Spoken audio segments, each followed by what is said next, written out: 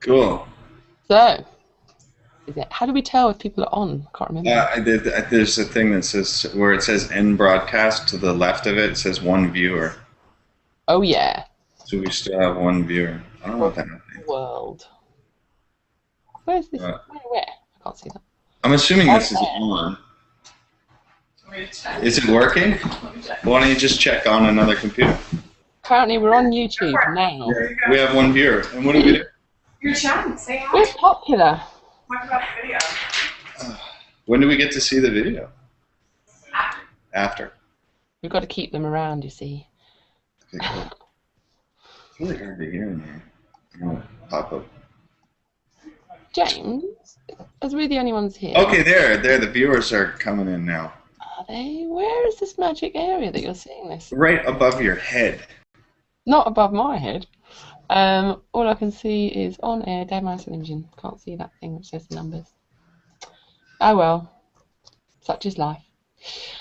So It's nice to e-meet you. it is. I think I've had 2 conversations with you on the phone, haven't I?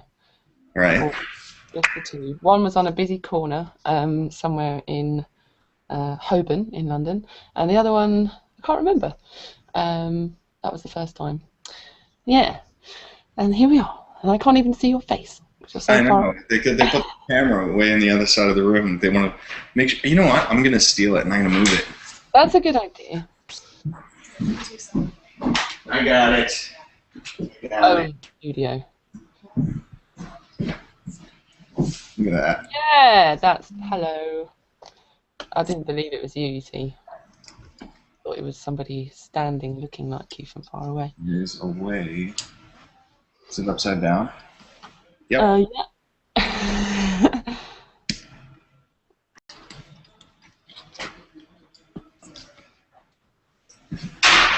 Yay!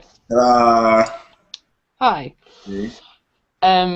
I saw that you had a new tattoo Where? on your arm, I think. Oh, yeah, it's not done. Cat's not here to It's yell at me and say, don't show it, don't show it. But it's oh, my cat. odd job, is it? Oh, it's the cat. I thought I saw you getting odd job done. Was that the very nice cat? Yeah, he's the best. He's on lockdown right now. The last time I did a live stream 2 nights ago, and I was holding the cat, and he just like seriously Attacked you. took a swipe at me. So What did you do to the cat? I didn't do anything. I was just holding him and petting him. And then someone recorded the stream, obviously, and put the clip up on YouTube as Meowington's attacks deadmau5. Getting her own back. Oh, so this is the new one. Very nice. Very nice. Can you hear me all right? Yeah, it's just kind of quiet in here. Sorry, I'm a quietly spoken English lady. There we are. Yeah. But I've been dancing to one of your remixes. Which one? Well, one of the ones of our song, because I was listening to the Crookers remix. Yeah. I like that one. I'll bet you they wore their backpack. Have you ever met them? No, They wear backpacks, but all the time. all the time. All the time. Every time I've ever met them, every time I've ever seen them, they're wearing backpacks. Is there something secret in them? Don't know. No. Maybe they're just trying to get their back muscles kind of, toughened up, so that they can walk up big mountains and things. But I like that one, even though they only chose one word of mine. But it's a very important word. Sorry, it's an important word to say. I would have chosen maybe others, but that's fine.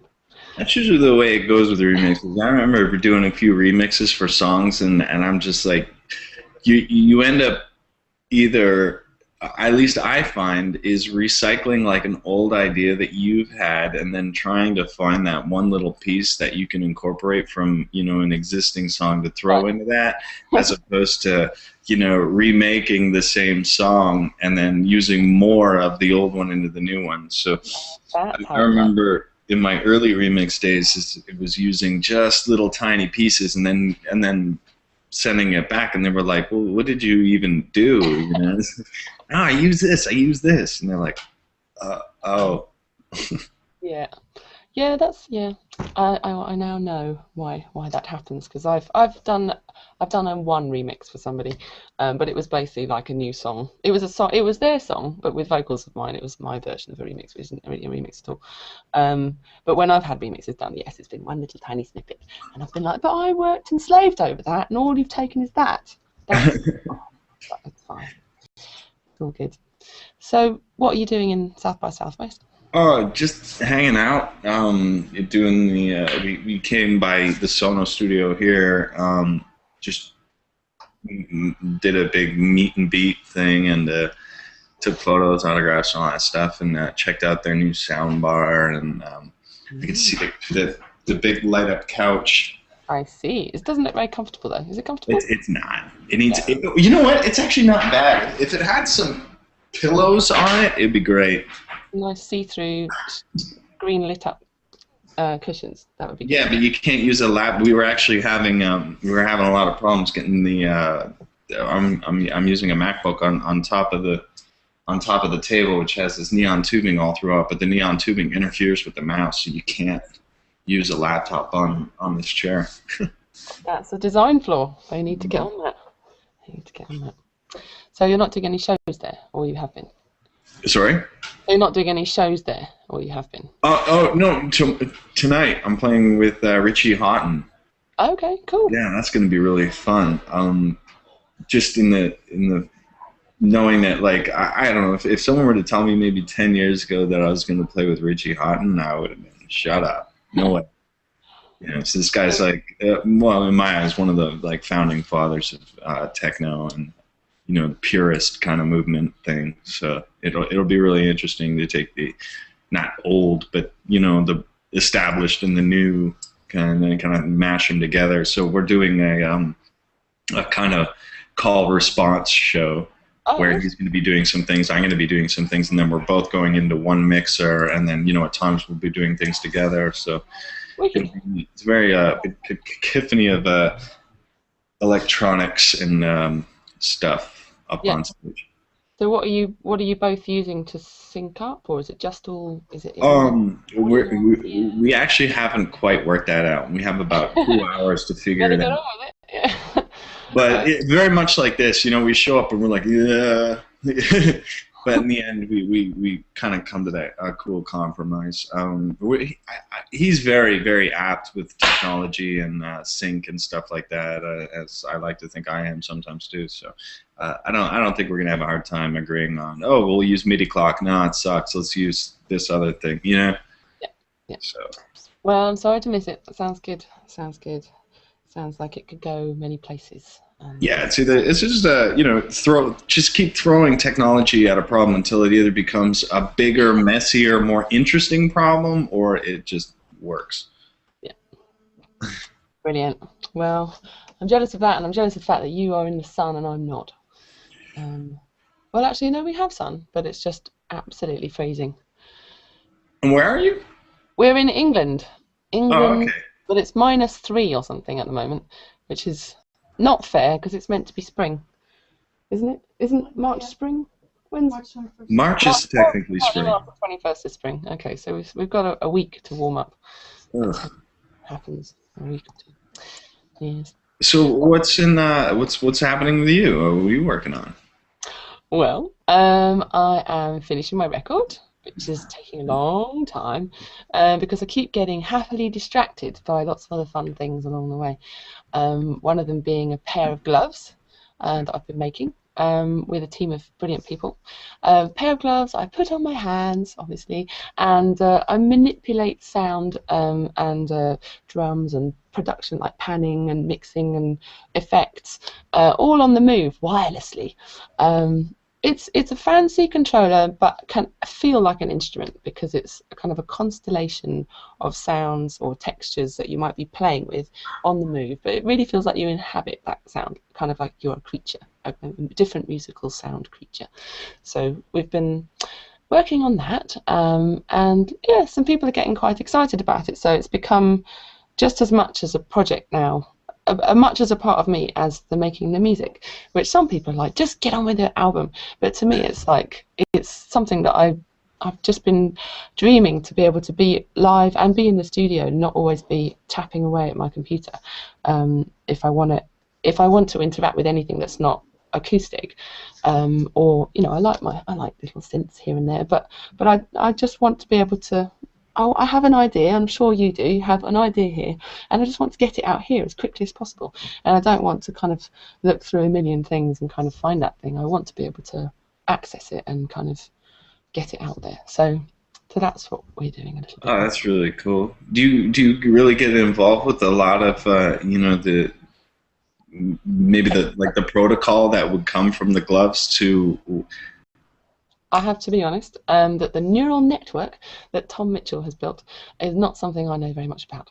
But I have been kind of with him from the beginning, this concept of what we wanted the gloves to be, and have learnt quite a lot along the way about what quaternions are, and what the various different languages that we're using, whether it's C++ or people are programming in Macs, or so whereas before they were just kind of languages or titles, I didn't really know what that really consisted of. Over the last 3 years, I've kind of got to know a bit more about how it all fits together. Kind of like I had the idea. So we need an LED mouse head, and I don't know the first thing about LED. There are people that do. Well, that's gonna work. But there are people that do, and that's what's great. Is that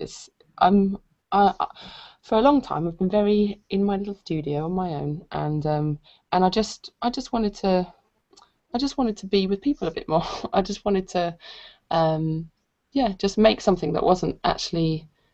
I mean, music is obviously a wonderful thing, and it's great to make music, but it's a different thing to make something physical. I mean, there's a CD, but it's not the same thing. It's a different thing to make something physical that other people might wear in time. That's not the reason why we did it, but it turns out that quite a lot of people might be interested in wearing the gloves. This idea that, there's something real that it can touch that's, obviously music can touch you, but you can't really touch it. Do you ever find that kind of being involved in technology and show pieces, sort of like say for instance these gloves, kind of inhibit creativity in the studio kind of thing? You find you get more wrapped up in the kind of the gadgetry and the how-to and getting over involved in technology, and then you just find yourself thinking, wow, as far as like going back to basics and just being with a piano and making music is kind of where it all starts, but then you get kind of wrapped up in this sideshow of overcomplicating a really simple thing. I think it is. I'm not saying that we're creating the next piano, but there once was a time when there was no piano, and there was somebody kind of in the depths of the piano trying to make them over hundreds of years, trying to kind of form what was an organ, and then what was a harpsichord, and then what was a clavichord, and then what became a piano. So there was this long kind of arc to get to this beautiful, simple thing, which we all love and love to play. But I'm not saying we're inventing the new piano, but and there's lots of people kind of doing similar gestural work with gloves and other different types of controllers.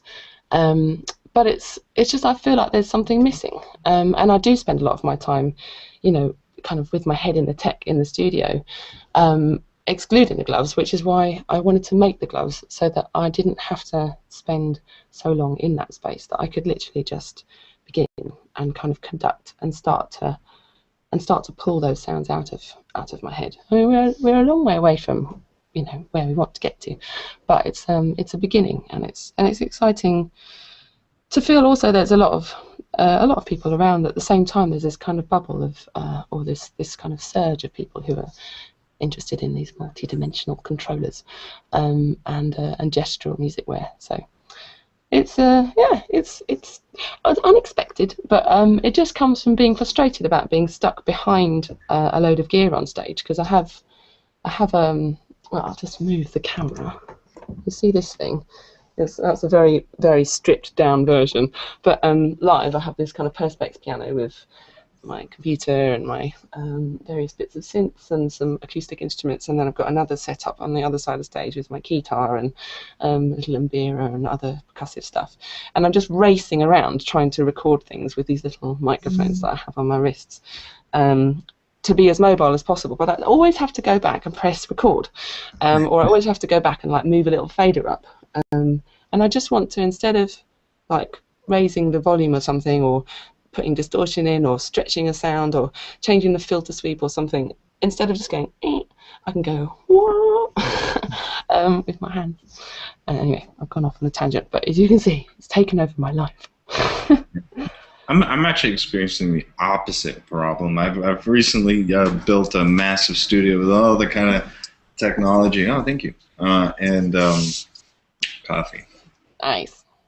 I've had this a whole lot of synthesizers, a beautiful sound room, and all this stuff. And you know, I get really into modular synthesis, so I've built a huge modular setup kind of thing, and I would just go crazy all night, all day, just playing around with all these toys. And then I recently, I'm not involved in this relationship where I moved out to Los Angeles, and when I moved out here, I had nothing because I had to kind of leave that all behind, go on a kind of totally side railed, and my girlfriend, God bless her, is a musician, and she has a piano and some guitars and stuff. So I mean, that's like kind of all I had for a few months, just kind of as we just hung out, and I took it easy kind of thing. And it's like I really found it to be refreshing to kind of get away from all the technology and all this stuff, and then just kind of focus more on music. Yeah. Through like really a simple pure way is like just whittling away on the piano downstairs, or jamming on the guitar. And then I started buying some necessities, like the computer and a small MIDI controller kind of thing, and now I'm rebuilding it all from that again. But man, is it ever really weird, just going back to just not really having nothing, and then realizing, oh wow, you're still getting ideas out, and you're still doing all these things that you could have done with all this equipment that you've accumulated over the years. Yeah, it's true. You can get kind of we can get carried away with more gadgets, more gadgets, more gadgets, more gadgets, and then we'll get to writing the music. But it has to be perfect first, and then more gadgets, more gadgets, and then you kind of have to face the fact that you just have to make the music. And no matter how many gadgets and stuff you've got. Sorry, one sec. It's a big garbage truck outside. I have a question actually. This is because we're talking about pianos. Is that where Community Nap came from? You play one evening? As kind of growing up, that's kind of my intro to music was piano lessons. And then what had happened is my grandmother had passed us down her upright, and as a kid, I'd always just bang away on that and create little things for myself and stuff. And then I go to piano lessons, and that's kind of where I've kind of honed in on my music. But music is in like the awareness of kind of how a melody can go, and counter melodies and all that kind of thing. Not so much as and technique. That was the only thing I couldn't nail. I could always just kind of blindly go through pushing keys until it sounds the way I wanted to, my way, as opposed to going through drills properly and all that stuff. So I've never really turned into a great pianist. I found my own way to do it. But so as I was taking piano lessons, my parents kind of put me in this called the Bradley Institute of Music in Niagara Falls, and it's basically the only place that had a Steinway, and you would get taught on this thing. Of course, you don't go there and just do your own thing. You have to go through all these drills, and then have a recital once every 3 months or something like that. And as the later, through the years, the computer came out, and then I got kind of more involved in trackers and that kind of thing. And the computers weren't really quite ready to do synthesis inside them, so it was a lot of MIDI and all that stuff. With my first computer was an Amiga, an Atari ST. And you had the big C-Lab dongle on it, and then I went out to MIDI stuff that I borrow from friends and stuff, and then that just kind of grew a life of its own, and then out came the 486, which was capable of doing recording and stuff like that. And then I just followed through with that and ignored the piano end. So fast forward 10 years, I've been making music and kind of being successful in I'd noticed in some form or another. And I said, you know what, I really need to get a piano, like a proper piano, and then go back to being able to, whittle away on a piano and come up with a melody. But the way Kat would do it is when she's making music and stuff, she just gets her iPhone out and hits record and records her idea. And I'm like, yeah, that's cool, but that requires you to practice and have the playing down and all that stuff, because when you've got your piano mic'd up and stuff and you're ready to track, you gotta perform it that way, So I purchased a Steinway Model D, and then I had a company out in New York who retrofitted it with a drive system for every key. Okay. So it's basically a Model D with a MIDI input. Yeah. Yeah. And output. So I'm like, oh man, this is like so amazing. It's like now I can, kind of hash out the idea like really coarsely and ugly, and then I can, look at the notes up in Cubase or Ableton or however I record it, and then clean it up, and then send it back to the Steinway. Have the Steinway just ghost piano it, and then I can get creative with the miking, and then not have to worry about, that kind of thing. So. But the first version of Telemiscommunications was just using Native Instruments as contact piano, what was it? The Grand, it was called. Okay. Yeah, the Grand. I think. Yeah, whatever, one of the software piano. Yeah. So that's how that came to be. And when we started kind of looking at the idea again, as when I had the piano set up in my living room, I was like, wow, this is the one I really want to re-record with the Steinway. So I went and mic'd that up as best as I could, and that's something that's helped. Sounds great. But what can you remember where you were? Were you in your studio then when you wrote the first piano? When you wrote the demo that you sent me? Where can you remember where? I want to place you in a place where you were when you recorded that demo. I was living across the street. When I actually wrote the piece, I was in Belgium. Oh, right. And I was across from, I can never remember the name of this place, but it was the church that had the painting, the Lamb of God. In a famous church? Yeah, in Ghent. Okay, I can look it up. Google it. Okay. Yeah, and I was working for a software company called Imogen, and they make a software called FL Studio now.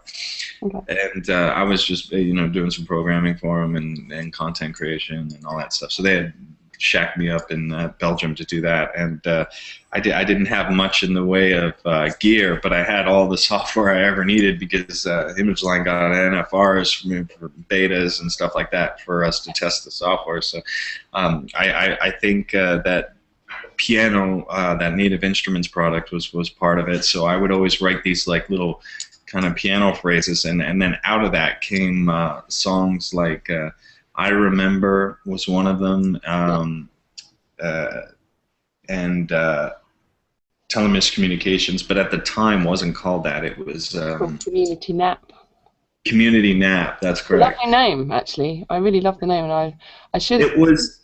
I really love the name. I love the concept of a community nap.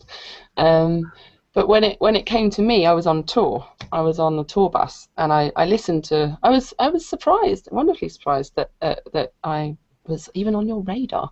And so I listened to all the 5. You sent me 5, didn't you? I think 5 little demos, and the ones that I thought, oh God, I'm really, really busy. I'm on tour. I'll never be able to do anything. Oh, how I can never get to do anything I want to do. And I read this, and I came across the Community Nap one, and immediately the melody and the concept of what I wanted to write about, because I was just at that time having struggles with my lovely man, being on tour on the road, and just not being able to connect. Just it really is like it is in the song. It's just you know, you mean well and you're trying desperately to be there for the person, but the powers that be, or just the world around you, is whatever is just conspiring against you to allow you to have just 2 minutes of silence, even though you're really trying, and it just seems like you don't care, but it's not that. So I wrote it. I had the idea, and I didn't have any lyrics really. I just had a little melody and a hint of what I wanted it to be about, and it stayed with me for ages. But it stayed with me for so long, and by the time I got finished touring and got around to saying, "Oh, hello, is it still possible?" There was another one as well, Failbait, which I really liked, the one that Cypress Hill sang on. I like that one too. I think I was going to do some terrible Heap rap on it, which would have been really bad. So I'm glad you saved me from that, because you were like, no, Cypress Hill's already got that one. It didn't take me long. It was one of those ones that just kind of fall out. You know, sometimes they're like pulling teeth, and other ones they just kind of just appear as if by magic, and that was one of them, which is nice.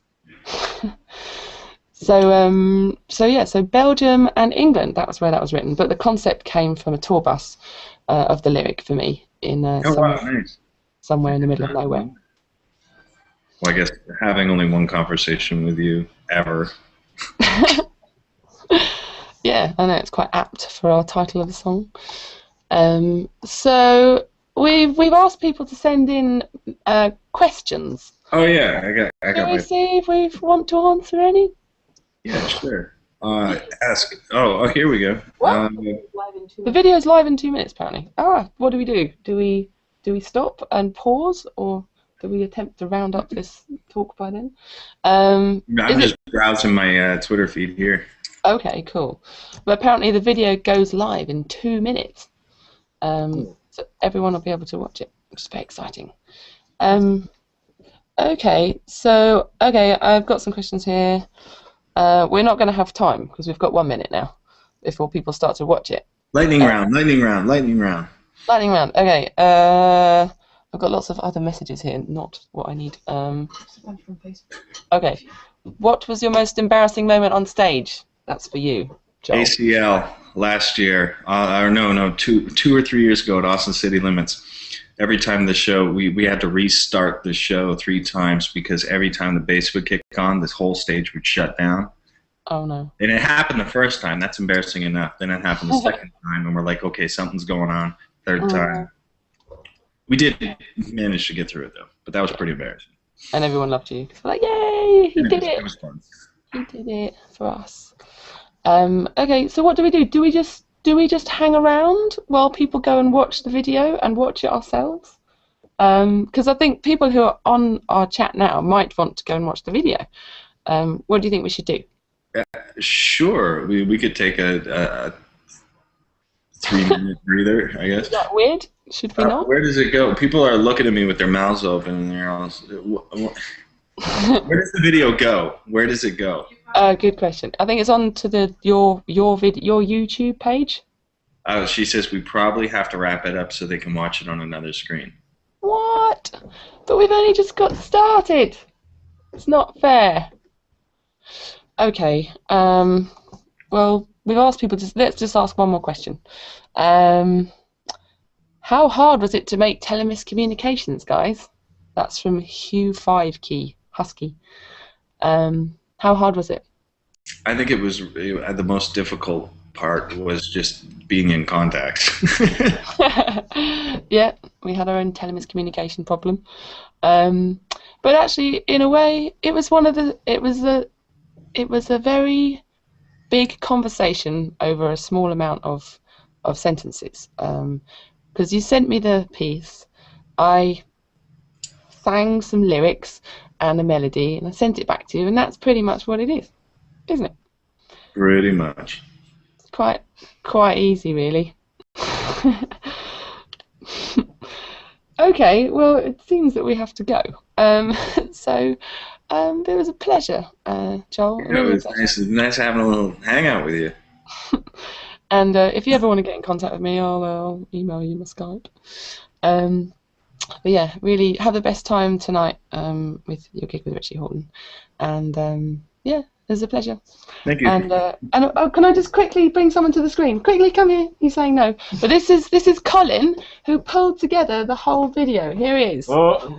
Everyone, this is Colin. Very important man. Hey, So he's awesome. And so you have to check out the video now and remember that he brought it all together.